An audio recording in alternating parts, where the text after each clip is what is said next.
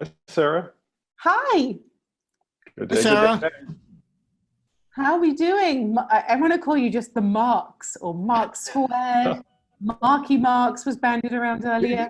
We're M&Ms, like candy. M&M. Oh, I love it. Candy for these tough times. Candy for these tough times. That should have been the name of the talk. That's right. All of it Right. works. Whatever Update the you want to go. website, everybody. Okay, amazing. So, how exciting.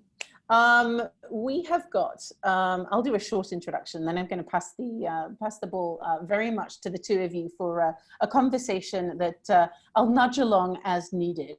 Mark Goulston, co-founder of Heartfelt Leadership, UCLA professor of psychiatry for over 25 years, a former FBI and police hostage negotiation trainer.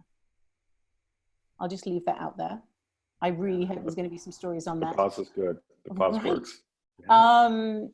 Now, and throughout your career, an advisor, an influencer, a sought out resource for others, for, entrepreneurs, leaders around the world, educators, one of which is Mr. Mark Eckhardt, who also has a career advising and counseling others, a career began in music, right, Mark? It did. I was a professional drummer. Yes. Composer and performer, headed into the agency space, I think, with, digital strategy, founder of Common, and again, many years of experience leading leaders, which is the theme of our conversation today, and leading leaders through change, especially. You know each other. I'll go so far to say that you're besties, especially in times of need. But I want to talk to you today. I want to talk to each other and talk to you today about drawing on that wisdom and those experiences as executive coaches and advisors. Leaders are turning to you in times of duress. What are your biggest concerns right now, and how are you coaching leaders? Let's start there. Mark Eckhardt. Or Mark, yeah, you guys go for it. Go for it, Mark. Well, I think the challenge now is not leading through change, it's leading through fear. And when you're leading through fear, you have to realize that whoever's afraid, which is everybody, is their minds constrict. And so when I coach executives, what they want is strategies and Lego-like tactics where one step fits to the next, to the next, to the next, because as soon as it's abstract, they fall through the cracks. So can I share something, a practice I've been doing with them that seems to be helpful? We'd love some Lego. So if you go to markgoulston.com, I have a blog up there. There's something that I'm doing that, Sarah, you may not know, but I'll bet Mark Eckhardt knows. There's something called the Euro step. And the Euro step comes from the NBA, and it was made popular by a player named Manu Ginobili. And really what it is when you're going in for a layup and people are coming at you, think of that as the coronavirus. You pivot to the other foot. So they're coming at you, and the Euro step is you pivot to the other foot. You only cut down your momentum slightly. And so this is what I'm coaching people. I'm actually calling it, if you go to my LinkedIn profile, Euro Step Executive Coaching. And then what I apply, which is the Lego-like tactics, there's a wonderful book that I think everybody needs to get called Workarounds That Work by Russell Bishop. And what I loved about it, it's how to handle anything coming at you. And I'll just tell you the 5 steps because they're Lego-like. So the first step is own it. It happened. This is not a bad dream. It's amazing. I've tried to go as an escapist, watch some escapist movies that are horror films. And then as soon as the movie's over, I say, I'm living it. We're living it. The film is continuing. So the first step is you have to own it. The second step is, given that this has happened, what is the best near-term outcome you can get? So you have to change, given that this has happened, what's the best near-term outcome? So that's the second step. The third step is what he calls control. What is something that you can do that you don't need anyone else's permission to do? You can wash your hands, you can social distance, and you can self-isolate. You don't need anyone's permission to do that. The next step is what he calls influence. Who do you need to reach out to get that outcome, that best outcome now that the life has changed? And what's your influence ability, your ability to influence other people to do those things? And then his final step is what he calls response-ability, which means, given these steps, what are you going to do now? But I like that they just fit together like Lego blocks. Real quickly, own it.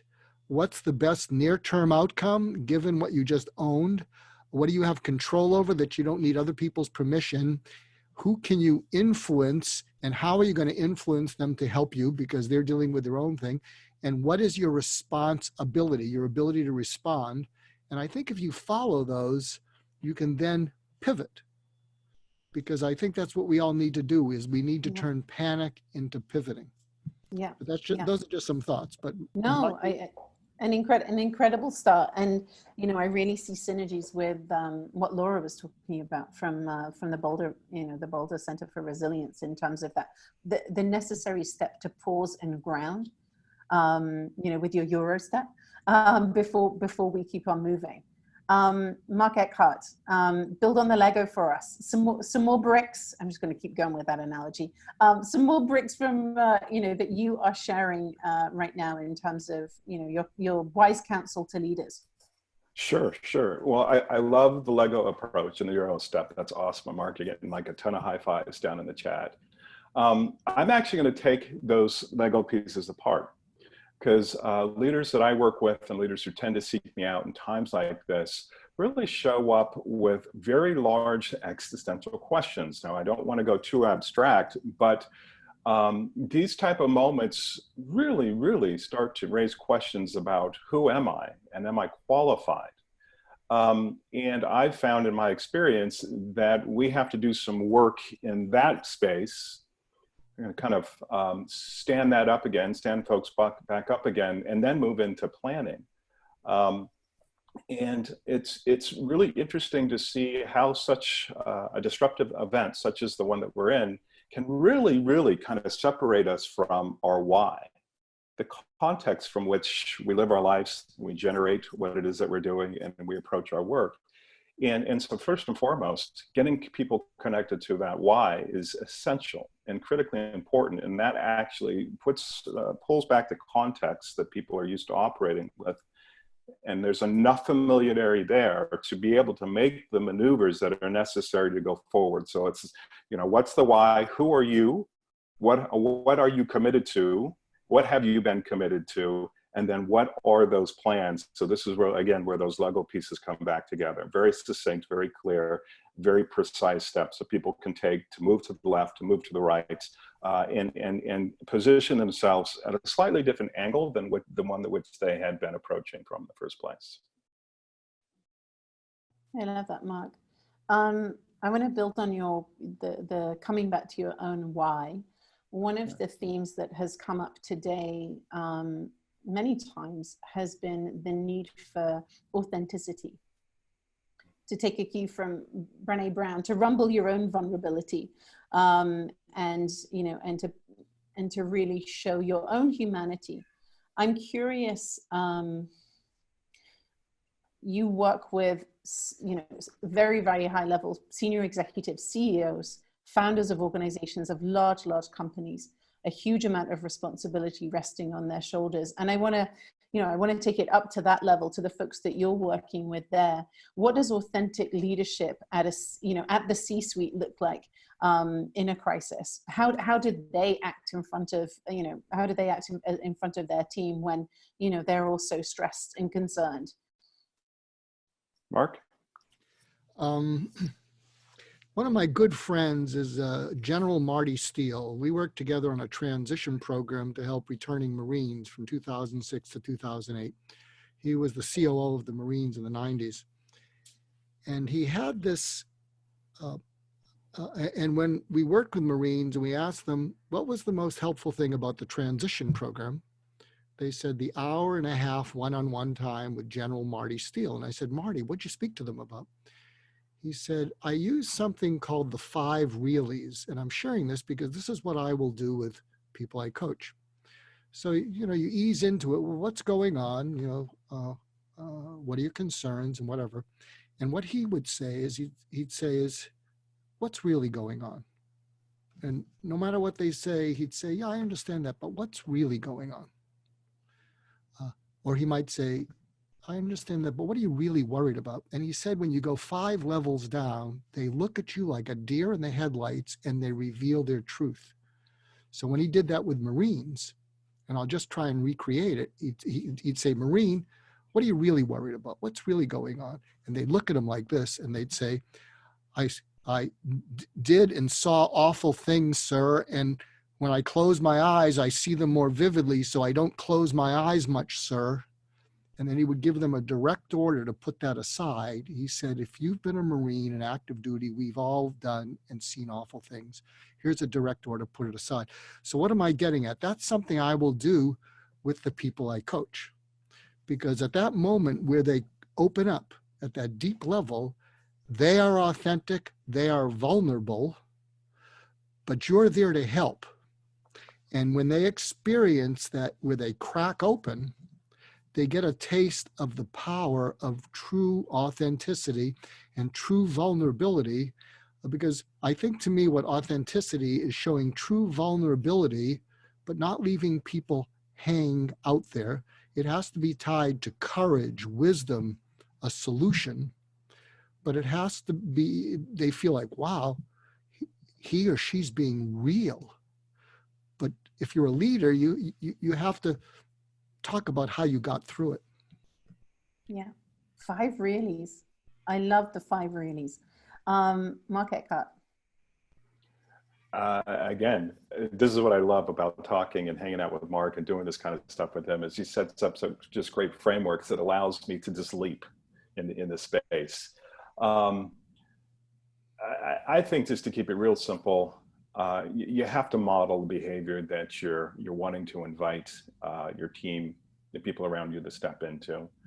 The framework that Mark just shared is really brilliant for that. In my own work with my own team, I'm the first person to just admit that I'm a hot mess. Like, yeah, I might be doing a great job right now. I might have some sense of clarity in terms of the trajectory that we want to pursue. But just starting with, you know what, folks, I'm good. The family's healthy. The kids are up there smiling and having a good time, and I'm a hot mess. So let me talk to you about some of the things that I'm doing to work with that, to be with that, but also to kind of move myself through that.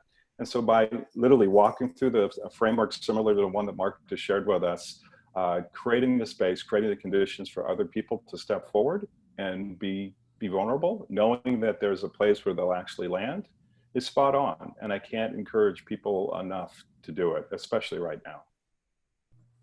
Yeah. You know, Sarah, something I think I've sent this to both of you, something I did after 9/11.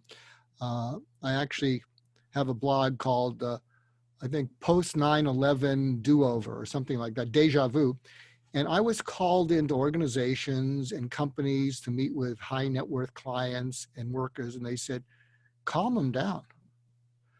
And what I did is I had people share, and maybe we could each do this. This would be, we could pull this off even here.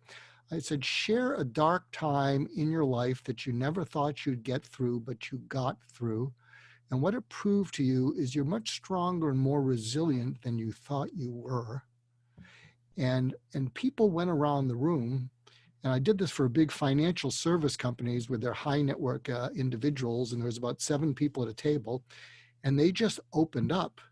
And a couple of years later, the branch manager said to me, he said, I got to tell you, just from that one-off, just from that one meeting, those clients have been the easiest to manage compared to all my other clients when we have to deal with bad news. And so I think if you allow people to share that, what's going to happen in your organization, and I'm a neuroscience, is everyone's going to get a burst of oxytocin and bonding, and oxytocin lowers cortisol. when people feel connected and feel felt, it lowers cortisol, it lowers reactivity. And so if you ask them, talk about a dark time, it also helps talk about a time where someone helped you through it, because then what you tap into is gratitude towards that person who helped you through it. And it's just, it's fascinating, the power of that. And whenever I've done this probably in 30 occasions in various settings, did it to 200 CEOs in South Bend a few years ago. And when they all share, what I say, how many of you feel that you're in a room with special people? And everybody puts their hands up, and they're not any more special than when they walked in, but when they shared their vulnerability, their courage, their gratitude, it just flexed the whole room. Yeah. Yeah. I love that love hearing about that method, and, just drawing us to neuroscience and back into, what our bodies already know. There is wisdom in there to be tapped. I want to round out our discussion again, maybe starting again with the neuroscience piece around, as leaders, how can we bring people together? That's what I was also drawing from that, that connected experience there that you just spoke to, hearing the powerful stories as both a personal reminder that we've been here before, that we will come out the other side, we're stronger than we think. But I'm sure you've both got, something to share in terms of how as leaders we can bring people together right now. Well, I have to be authentic. If you really intend to bring people together, then that has to be real. It can't be fake. It can't be something that you feel like you're obligated to do because you're in a time of uncertainty. So if that's very real for you, then be authentic and take action, take initiative, reach out to people. Make phone calls, send emails, invite them to participate in something that you may have scheduled, like an event like this, which is amazing, which has brought people from around the world. But also be clear about your intentions and whatever path that it is that you're seeing that you want to pursue together with them, and then invite them to contribute to articulating that, clarifying that, and then committing to that and linking arms. And at this point, because I know time is limited, I'll pass it over to Mark. Something I think I shared with you guys, one of the most eloquent quotes, and I collect eloquent quotes, came from a person who was very close to her larger than life dad. And she came in and she didn't think she could go on. She was so close to him. And she came in and she said, "I'm better." I said, "What happened?" She said, "You know what it comes down to is living with life never being the same again."